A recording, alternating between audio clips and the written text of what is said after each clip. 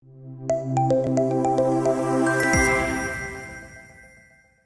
everyone, I am Vaani Thapa from grade 9 and today I will be experimentally verifying that a line passing through the center of a circle and the midpoint of a chord is perpendicular to the chord with a paper activity. You can see here this is a circular sheet of paper and now I'm going to prove the theorem with this paper. Now before I begin with the theorem, I will form a chord. This is a chord. It has two ends in the line segment on the circumference of this circle. Now let me draw a line through it.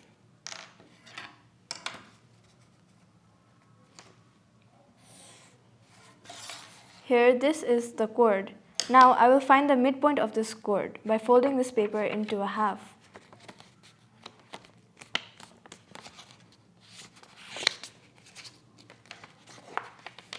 Here, this is the midpoint of the chord, and this is the center of the circle.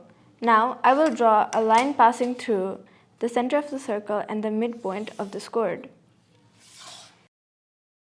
Now, I'm going to fold this paper, and we can see that this is the line that passes through the center of the circle.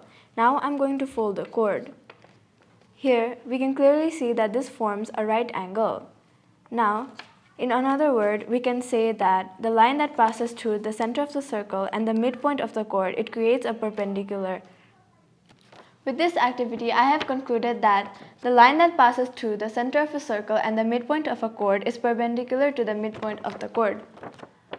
I hope you all enjoyed and I hope you all learned something new as well. Thank you.